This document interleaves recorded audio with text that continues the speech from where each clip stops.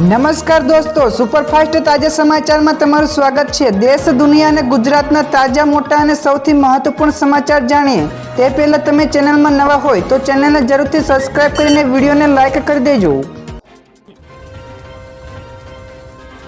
સૌથી પહેલા દોસ્તો આપણે વાત કરીએ તો ઉત્તર પ્રદેશ, મધ્યપ્રદેશથી લઈને રાજસ્થાન અને ગુજરાત સુધી વરસાદની આગાહી। હવામાન વિભાગના જણાવ્યા અનુસાર ઓડિશાના તટીય આંધ્રપ્રદેશ અને તેલંગાણામાં 9 થી લઈને 12 સપ્ટેમ્બર 2024 દરમિયાન ભારે વરસાદની સંભાવનાઓ છે। તો 9 સપ્ટેમ્બરે મધ્યપ્રદેશ અને મહારાષ્ટ્રના ઘણા ભાગોમાં અને 12 સપ્ટેમ્બરના વિદર્ભમાં ભારે વરસાદની સંભાવના છે। તો આ સિવાય રાજસ્થાનમાં પણ ફરી એકવાર મુશળધાર વરસાદ શરૂ થયો છે। તો હવામાન વિભાગે અનુસાર આગામી કેટલાક દિવસો સુધી દિલ્હીનું વાતાવરણ પણ આવું જ રહેશે। તો દોસ્તો બીજા સૌથી મોટા સમાચાર સામે આવ્યા છે। અંબાલાલ પટેલની મોટી આગાહી, આ તારીખે દરિયામાં મોટી હલચલ થશે। જી હા દોસ્તો, અંબાલાલ પટેલે ફરી એકવાર ભારે વરસાદની આગાહી કરી છે। તેઓએ જણાવ્યું છે કે 9-10 સપ્ટેમ્બરે દક્ષિણ ચીનમાં પ્રચંડ વાવાઝોડું બનતા તેની અસર બંગાળના ઉપસાગરમાં આવશે, જેનાથી ડીપ ડિપ્રેશન બનશે, જે 12 અને 13 સપ્ટેમ્બર સુધી મજબૂત બનતા પૂર્વ ગુજરાત અને મધ્ય ગુજરાતમાં અતિભારે વરસાદ પણ આવવાની શક્યતા છે।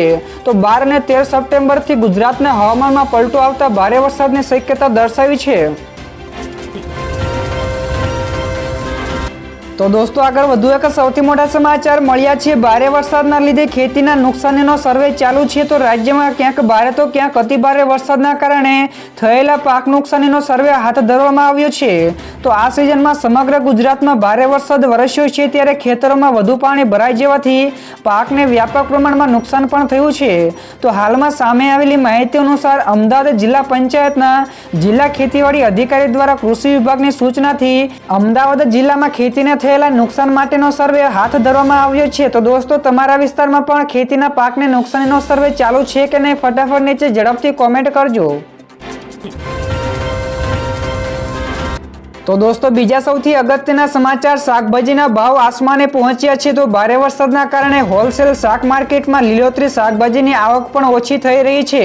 તો આવક ઘટતા શાકભાજીના ભાવમાં ધરખમ વધારો થયો છે, જ્યારે કોથમરી 400 રૂપિયા કિલો, મેથી પણ 400 રૂપિયાને પાર વેચાઈ રહી છે। તો આ ઉપરાંત ફ્લાવર, રીંગણા, ગિલોડા સહિતના ઘણી બધી લીલોતરી શાકભાજીમાં વાતાવરણની અસરથી ભાવ વધારો છે।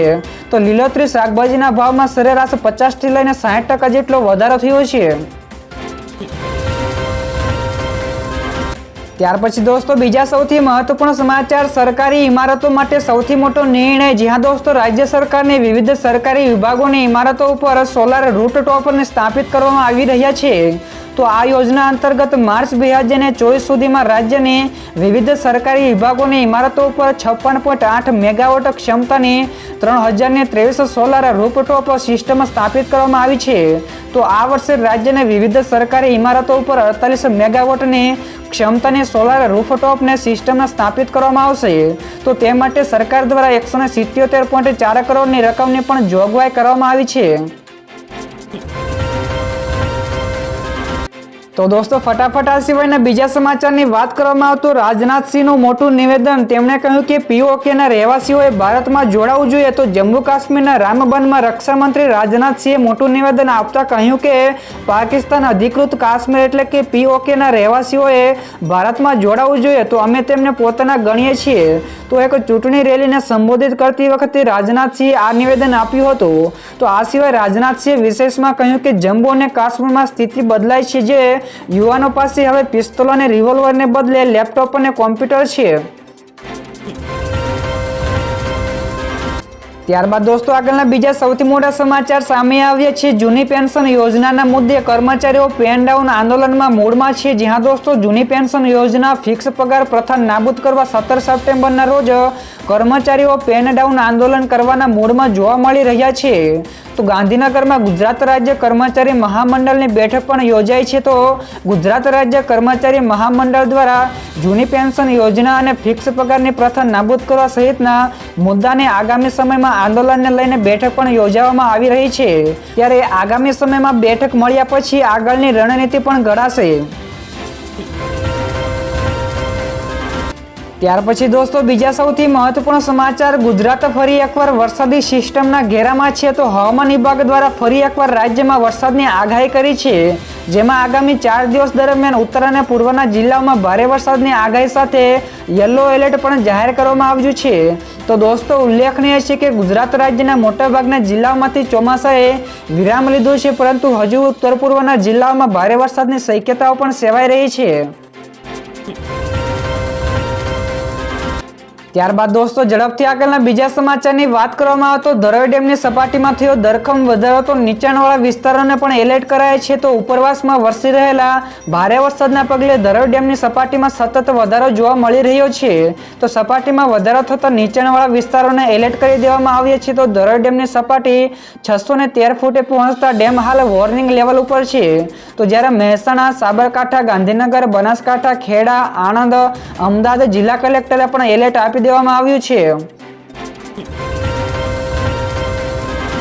ત્યારબાદ દોસ્તો બીજા સૌથી અગત્યના સમાચાર, દેશમાં મંકીપોક્સનો પ્રથમ શંકાસ્પદ કેસ મળ્યો છે. જી હા દોસ્તો, દેશમાં મંકીપોક્સનો પ્રથમ શંકાસ્પદ કેસ મળી આવ્યો છે. તો દર્દી એક યુવાન છે, જેને તાજેતરમાં જ મંકીપોક્સ સામે લડતા દેશમાંથી પ્રવાસ કર્યો છે. તો યુવકને હોસ્પિટલમાં દાખલ કરવામાં આવ્યો છે, જ્યાં તેને આઇસોલેટમાં પણ રાખવામાં આવ્યો છે. તો WHOએ મંકીપોક્સને લઈને વૈશ્વિક આરોગ્ય કટોકટી પણ જાહેર કરી છે. તો ઘણા દેશોમાં મોટી સંખ્યામાં પણ કેસો નોંધાઈ રહ્યા છે. તો ભારત સરકાર દ્વારા પણ ઘણા દિવસોથી મંકીપોક્સને લઈને સતર્ક પણ છે. ત્યારબાદના દોસ્તો આ સિવાયના બીજા સમાચારની ઝડપથી વાત કરવામાં આવે તો ભારતના જેમ્સ બોન્ડની રશિયા અને યુક્રેન યુદ્ધમાં એન્ટ્રી. જ્યાં દોસ્તો આજના યુગમાં જેમ્સ બોન્ડને તમામ લોકો ઓળખતા હોય છે, ત્યારે આપણે વાત કરીએ તે જેમ્સ બોન્ડ કોઈ નહીં પરંતુ આ જેમ્સ બોન્ડ PM મોદી પાસે પણ છે. તો હવે તે રશિયા અને યુક્રેન યુદ્ધને અટકાવવા માટે આ અઠવાડિયે વાતચીત કરવા માટે મોસ્કોની મુલાકાતે જશે. તો PM મોદી રશિયા અને યુક્રેન વચ્ચે ચાલી રહેલા યુદ્ધને અટકાવવા માટેનો ઉકેલ લાવવા માટે સતત તરફેણ કરી રહ્યા છે. તો આ સિવાય ભારત આ માટે દરેકની પહેલ કરવા પણ માટે તૈયાર છે. ત્યાર પછી દોસ્તો બીજા સૌથી મહત્વપૂર્ણ સમાચાર, ગણેશ ઉત્સવને લઈને ગૃહ રાજ્ય મંત્રીને લોકોને અપીલ છે. તો રાજ્યમાં ગણેશ ઉત્સવને લઈને ગૃહ રાજ્ય મંત્રી હર્ષ સંઘવીએ લોકોને અપીલ કરી છે અને તેઓએ જણાવ્યું છે કે લાઉડ સ્પીકર અને ડીજેને ધીમે વગાડવા માટે જણાવ્યું છે. તો આ સાથે જ અન્ય લોકોને પરેશાની ન થાય તે રીતે તહેવારો ઉજવવાની પણ અપીલ કરી છે. તો જ્યારે લોકો ઉત્સાહ સાથે તહેવારો ઉજવી શકે તેવી તમામ વ્યવસ્થા પણ કરવામાં આવશે. તો પોલીસને પણ તમામ વ્યવસ્થા ગોઠવવા માટે પણ જણાવ્યું હતું. ત્યારબાદ દોસ્તો આગળ વધુ એક સૌથી મહત્વપૂર્ણ સમાચાર સામે આવી છે. ચાંદીના ભાવને લઈને આવ્યા મોટા સમાચાર. તો 5G ટેકનોલોજી, સેમિકન્ડક્ટર, ઇલેક્ટ્રિક વાહનો, સોલાર પેનલ્સ અને મેડિકલ ઉપકરણોમાં ચાંદીનો ઉપયોગ વધી રહ્યો છે. તો આવામાં આંતરરાષ્ટ્રીય બજારમાં ચાંદીની માંગમાં અને કિંમતોમાં ઝડપથી વધારો થઈ રહ્યો છે. તો વર્લ્ડ સિલ્વર સર્વે અનુસાર સતત 5 વર્ષે માંગની સરખામણીમાં ચાંદીના પુરવઠામાં ઘટાડો જોવા મળી રહ્યો છે. તો વધતી જતી માંગને જોતા લાગે છે કે 2024ના અંત સુધીમાં ચાંદી ₹90,000 પ્રતિ કિલો સુધી જઈ શકે છે. તો હાલમાં તેનો ભાવ ₹84,500 પ્રતિ કિલો છે. ત્યારબાદ દોસ્તો બીજા સૌથી મોટા સમાચાર સામે આવ્યા છે. મીઠું પકાવતા અગરિયાઓની રોજીરોટી સંકટમાં છે. તો કચ્છના નાના રણમાં મીઠું પકાવતા અગરિયાઓના માથે રોજગારીનું મોટું સંકટ આવ્યું છે. તો હવે વન વિભાગે હવે તેમની પાસેથી રેવન્યુ રેકોર્ડ માંગી રહ્યું છે. તો રણમાં અભયારણ્યની જાહેરાત થઈ ત્યારથી જ મીઠાના કામદારોને અહીંથી હટાવવાના પ્રયાસો થઈ રહ્યા છે. તો આ વિસ્તારની રેવન્યુ રેકોર્ડમાં પણ ક્યારેય નોંધ કરવામાં આવી ન હતી. તો દોસ્તો ત્યાર પછીના બીજા સૌથી મહત્વપૂર્ણ સમાચાર સામે આવ્યા છે. FPIએ સપ્ટેમ્બર મહિનામાં શાનદાર વધારો. તો ગયા મહિને સુસ્તી બાદ વિદેશી પોર્ટફોલિયો રોકાણકારો એટલે કે FPIએ ફરીથી ભારતીય શેર બજારોની ખરીદીમાં વધારો કર્યો છે. તો નવા મહિનાનું માત્ર એક જ સપ્તાહ પસાર થયું છે અને ભારતીય શેરોમાં FPI રોકાણકારોનો આંકડો અંદાજે ₹11,000 કરોડ સુધી પહોંચી ગયો છે. તો અગાઉ છેલ્લા મહિના દરમિયાન વિદેશી રોકાણકારો સુસ્ત બન્યા હતા અને સમગ્ર મહિનામાં ભારતીય શેરોમાં તેમનું રોકાણ માત્ર ₹7,000 કરોડનું જ હતું. તો દોસ્તો ફટાફટ આગળના બીજા સૌથી અગત્યના સમાચાર મળી આવ્યા છે. તો એર ઇન્ડિયા ફરી એકવાર સફળતાના માર્ગ ઉપર છે. તો થોડા વર્ષો પહેલા ભારે દેવાના બોજ હેઠળ દબાયેલી સરકારી એરલાઇન્સ એર ઇન્ડિયા ટાટા ગ્રુપે ખરીદી લીધી હતી. ત્યારથી એર ઇન્ડિયાનું નસીબ ફરી વળ્યું છે. તો એર ઇન્ડિયાની ખોટ ઝડપથી ઘટી રહી છે. તો ટાટા ગ્રુપના વાર્ષિક અહેવાલ અનુસાર નાણાકીય વર્ષ 2024માં એર ઇન્ડિયાની આવક 24% વધીને 51,365 કરોડ રૂપિયા ઉપર પહોંચી ગઈ છે.